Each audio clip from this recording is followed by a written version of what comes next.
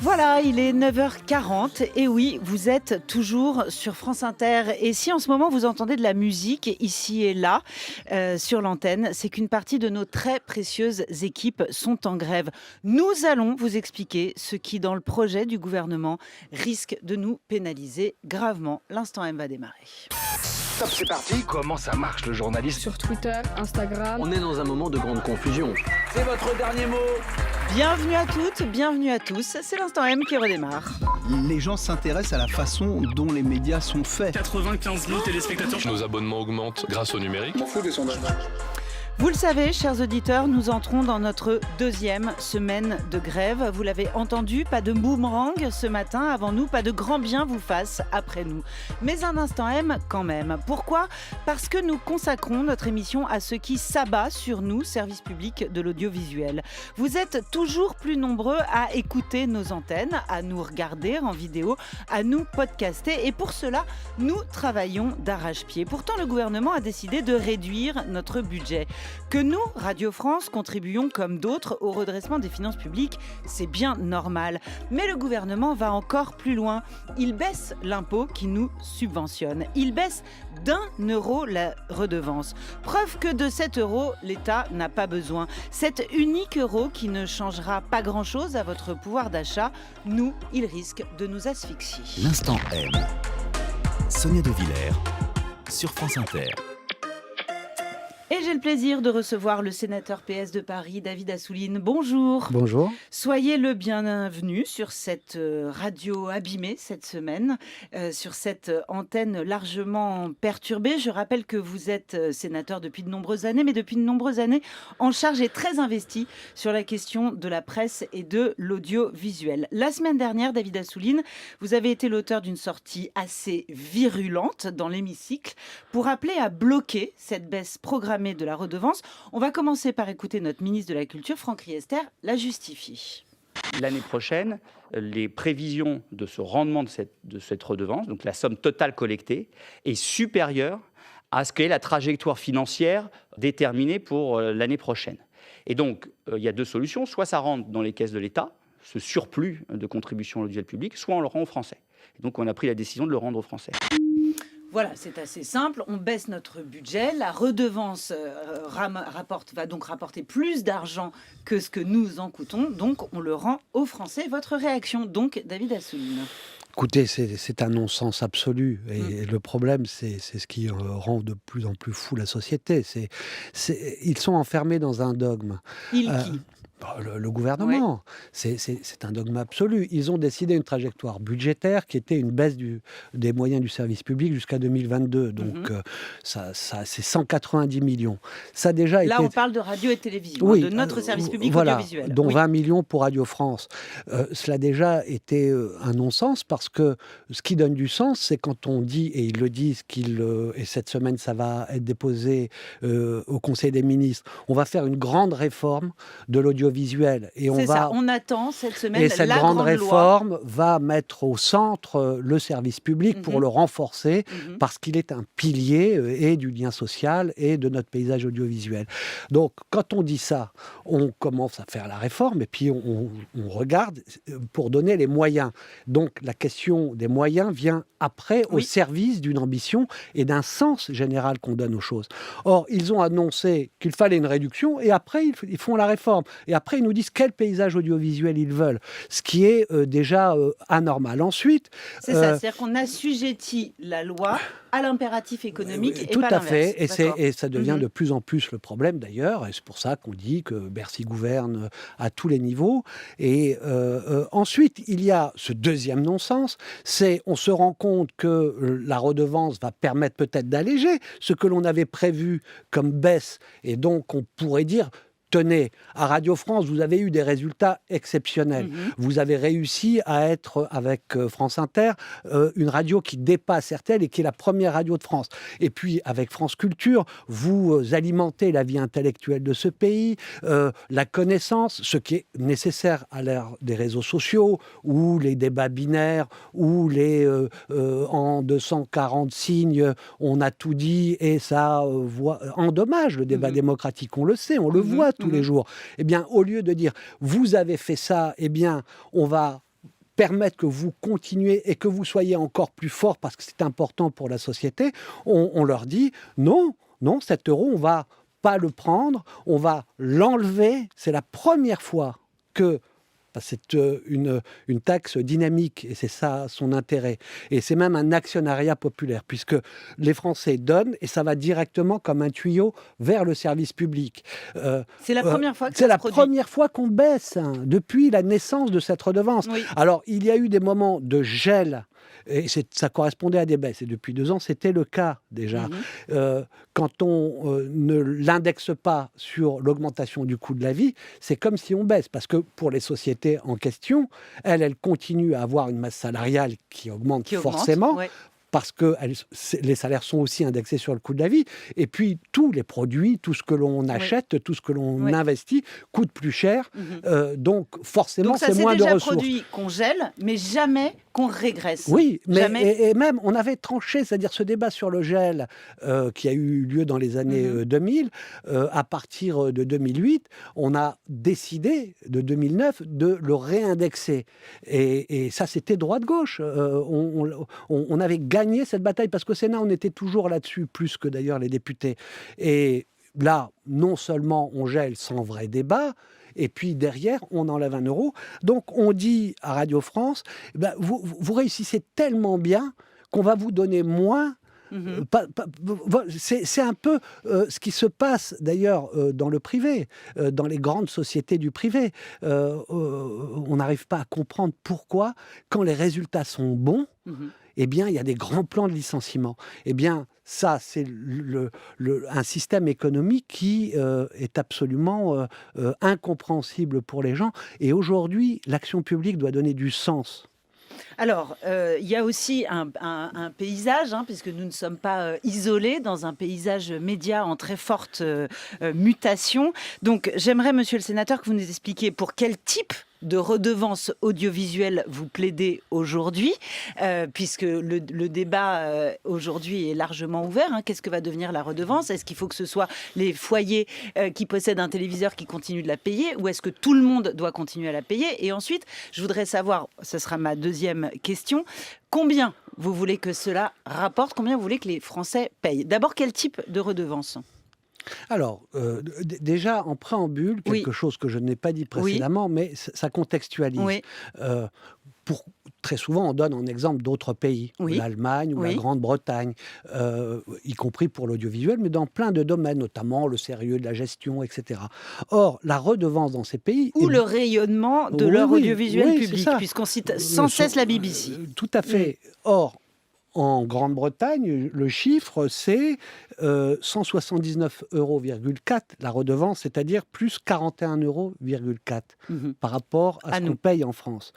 En Allemagne, c'est 216 €, c'est plus 78 €. Donc, on baisse quelque chose qui est déjà très bas. Parce que moi, je ne me battais pas pour le statu quo. Moi, je considérais que pour que les choses soient claires, clarifiées, depuis qu'on a arrêté la publicité, notamment comme moyen de subvenir à l'audiovisuel public. On a arrêté la publicité après 20h sur les chaînes de télévision publiques. Oui, c'est ça. On a considéré que l'État devait venir compenser par une subvention qui pouvait déstabiliser l'audiovisuel public, parce que si, comme on nous le dit aujourd'hui d'ailleurs, les caisses de l'État sont à mal, eh bien, on baissait. Et donc, il n'y avait pas de visibilité, de possibilité, de stabilité. C'est très intéressant ce que vous expliquez, monsieur le sénateur, parce que ça signifie que la redevance ne suffit pas à faire vivre la télé et la radio publique. Ça veut dire qu'il faut que l'État mette à la poche. Et que si la redevance baisse et que si la redevance n'est pas assez élevée, ça veut dire que nous ne sommes pas autonomes, nous sommes dépendants des décisions d'un gouvernement, ce qui nous arrive aujourd'hui. Je me suis toujours battu pour qu'à un moment donné, on clarifie les choses, y compris en termes d'indépendance, c'était très important, que ce soit la redevance, qui est une taxe affectée directement à l'audiovisuel, donc vous êtes pour une redevance n'est pas aléatoire, forte. Eh bien, permettre de financer entièrement l'audiovisuel, ce qui la rend indépendante sur le plan financier du pouvoir politique et de l'État et de la conjoncture du changement des gouvernements. C'est ça, parce que là, on l'a subi de plein fouet, la conjoncture moi, je du me changement de battais gouvernement. pour que chaque année, on augmente d'1 € et que ça permettait sur une dizaine d'années d'arriver à une masse qui permette de financer les besoins de l'audiovisuel.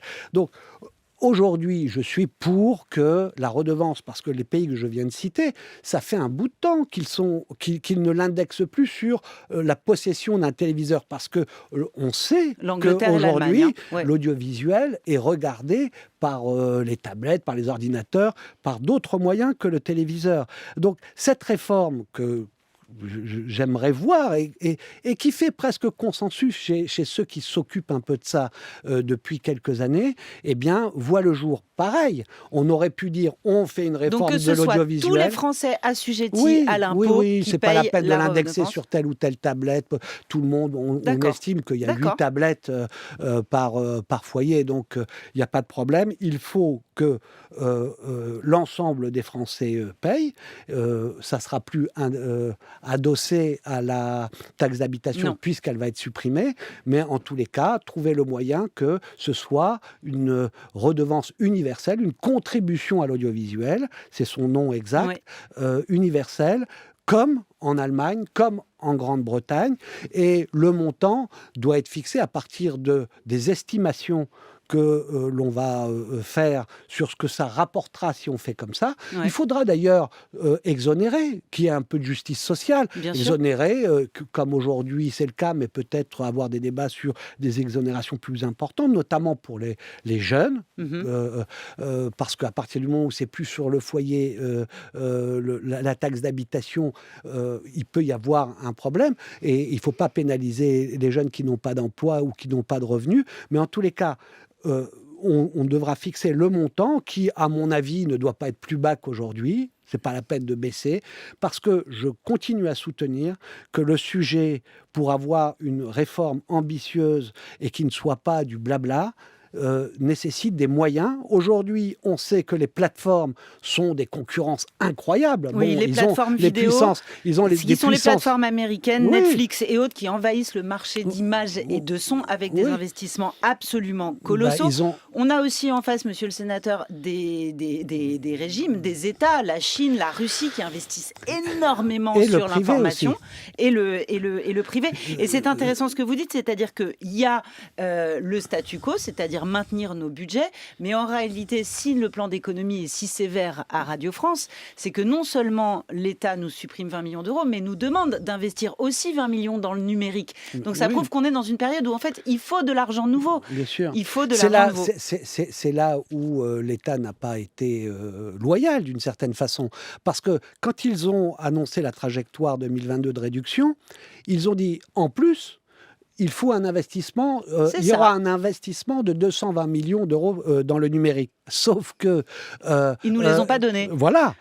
Et ça, ils ne l'ont pas dit. Ils ne l'ont pas dit publiquement. Non. C'est-à-dire que ici, nous, il faut qu'on on coupe donc, ça veut dire... dans la maison pour les mettre sur le numérique. Exactement. Ça veut dire que l'investissement dans le numérique va se faire sur les fonds.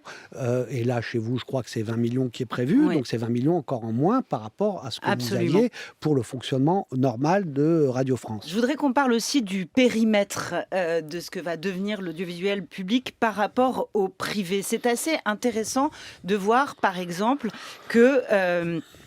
l'État attend de France Télévisions qu'il supprime une chaîne jeunesse. C'est assez intéressant de voir que l'État demande que France 3 pousse le curseur de la régionalisation plus loin que jamais, tout en supprimant des moyens. Pourquoi est-ce que je dis ça ? Je dis ça parce qu'aujourd'hui, le privé se rue sur l'achat d'une chaîne jeunesse. C'est Gulli, c'est Nicolas Taverneau, le patron d'M6, qui va l'acheter. Et le privé se rue sur la régionalisation, à savoir BFM, qui va toujours plus vite et qui annonce là, par exemple, pour le mois de février, encore 2 nouvelles chaînes locales, Grand Lille et Grand Littoral. Encore des non-sens. Et ça commence à faire beaucoup.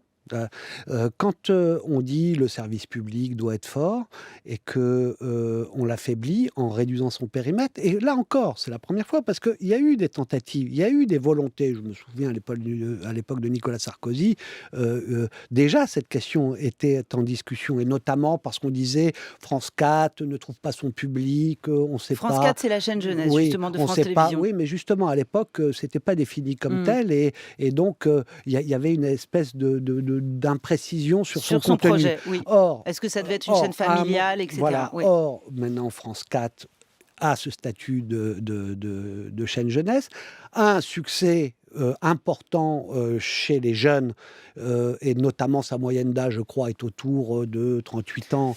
Et Là où la ça télévision cartonne ne pas cesse mal de chez les vieillir. enfants. Bon, avec une garantie, c'est important pour nous que les enfants, ça soit le service public qui s'adresse à eux, parce qu'on leur vend n'importe quoi. On n'a pas beaucoup de précautions quand on est les grands groupes privés ou quand on recherche uniquement l'impératif économique ou le gain. Donc, quand le service public s'adresse aux enfants, nous sommes quelque part aussi rassurés et protégés parce que les contenus, les contrôles, etc. sont plus grands. Eh bien, là, on supprime la chaîne en disant, eh bien, il y aura l'équivalent sur le net. Alors qu'on dit en même temps que les enfants, il faut arrêter avec les addictions, les tablettes, tout ça, il faut un peu leur C'est enlever. vrai. Bon, donc ça, tout ça, c'est des non-sens qui s'ajoutent à des non-sens. Et puis, pareil pour Pour la France O. régionalisation. Bon, Pour non, France mais O, oui, O, puisque France c'est- Télévisions c'est- va c'est- supprimer 2 mais chaînes. on n'arrête France pas O, de dire qui c'est la garantit République, la c'est le visibilité territoire. nationale Oui. des chaînes d'outre-mer. Oui. Voilà, on n'arrête pas de dire que l'outre-mer, c'est la France. Heureusement qu'on le dit, mais à un moment donné, ça passe par des gestes et des gestes symboliques. Le fait qu'on supprime est quelque chose qui est un affront d'arrêter avec cela. Donc, à part... Après la régionalisation, pareil. Franchement, on a arrêté à Toulouse, les antennes se sont arrêtées la semaine dernière. On me dit, FIP à Nantes a arrêté. À chaque fois que je parle avec un sénateur, il me dit que dans son coin, il y a quelque chose qui a été fermé. Mais Bah, franchement, justement, qu'est-ce qu'ils font les élus? Parce que les élus, ils sont comme vous sur le terrain, en région, partout en France. Ils ont besoin d'antennes locales de qualité, d'informations Oui. locales de qualité. Et là, on voit bien en plus qu'il y a un marché. On voit bien que BFM TV se rue littéralement dites. sur la régionalisation. Eh oui, je suis complètement d'accord que l'avenir, c'est ça aussi. Oui. C'est ancrer les médias dans des territoires. Et là encore, le service public doit renforcer sa présence. Alors, je dis tout de suite, je suis pour des rationalisations. J'ai toujours été pour que, entre sociétés du service public, la radio et la télé, il y ait des convergences. Vous parlez d'une convergence France Bleu, France 3, par exemple, en région. Je suis pour tout ce qui permet de travailler ensemble en général dans la vie, dans la société. Et là, je donne souvent cet exemple. Si France Inter a un reporter à New York, si France 2 a un reporter à New York ou France Monde a un reporter à New York, ça fait 3. On peut dire la rationalisation et travailler ensemble, c'est faire qu'il n'y en ait plus qu'un. Non! Ça, c'est l'impératif économique. Mais si on veut être fort, on peut dire ils vont se parler et ils vont peut-être faire des sujets avec des angles différents parce qu'ils vont s'aider, ils vont approfondir des choses ensemble. Ça, c'est une rationalisation au service d'une performance, au service d'une qualité, parce que la qualité est le fondamental. Or, Et pas au service de réduction et je le budgétaire. dis fort par rapport à même ce qui se passe ici.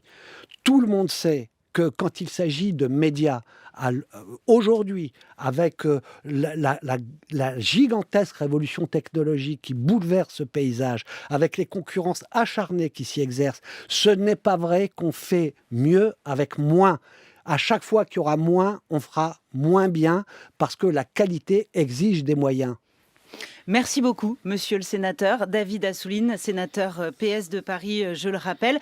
Donc, débat à suivre. Vous reviendrez nous en parler parce que la loi va être exposée en Conseil des ministres. Ensuite, les chambres vont s'en saisir et on a encore 1000 questions à vous Bien poser. sûr, parce que sur cette loi, il y a par ailleurs des bonnes choses. Il fallait moderniser pas mal de choses. Beaucoup de critiques aussi, mais comme on est en train de l'élaborer, eh bien, on va essayer de l'améliorer. Mais il faudra qu'il y ait des moyens en face, parce que si on dit on a une grande ambition et on baisse les moyens, eh bien, c'est du blabla, voire de l'hypocrisie. Merci, monsieur le sénateur. On en reparlera. C'est la fin de l'émission, c'est la fin de l'Instant M.